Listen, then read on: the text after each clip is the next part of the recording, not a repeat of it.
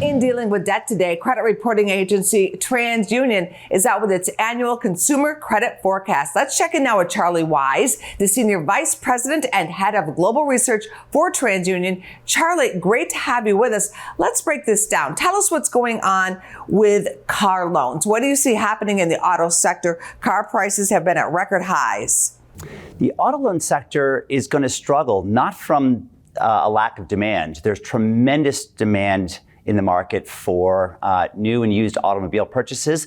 The problem is supply, and the problem is that there are just no cars on the lots for people to buy. So really we see the supply chain issue holding down what would otherwise be tremendous growth in originations in auto loans. And we do expect and anticipate that probably by the second half of the year, we're going to start seeing some of these supply chain issues and some of the inventory levels coming back. And we do see a continued resurgence in originations as that happens. What about credit cards? Some Americans have been able to pay down their debt. Across credit cards, we saw a tremendous jump this past year in originations. Consumers were coming back to credit cards in a big way. In fact, in the second quarter of 2020, we saw record levels, even compared to pre-pandemic levels, record levels of credit card originations. And we do expect some continued, though much more moderate growth off of those peak levels through 2022. People are going to continue to be in market for new credit cards.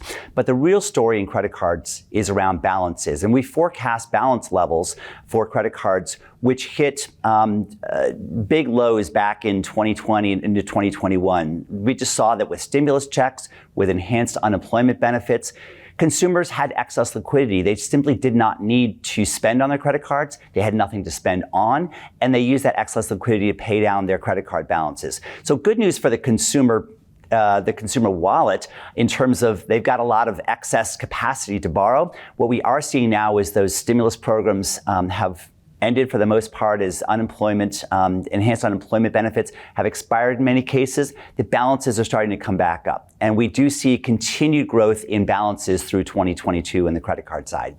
Any surprises in your forecast? I'd say that the surprise is that we see a continued resurgence in lending and new originations to below prime consumers, those riskier borrowers who had difficulty getting credit in the early months of the pandemic. Lenders pulled back early on because they were very concerned about potentially rising delinquencies in the face of rising unemployment.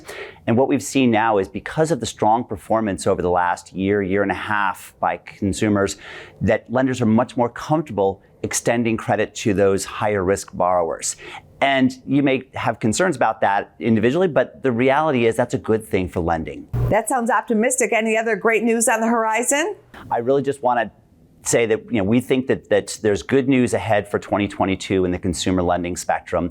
We think a healthy, functioning credit market is really good news for the economy. And as consumers have access to credit, they can spend, they can buy automobiles, they can buy homes, they can buy vacations when we're allowed to travel again. And this is all good news for our economy. Well, thank you very much, Charlie. Thank you, Angela. Good to talk with you. Go to businessfirstam.com for where to see our show on TV.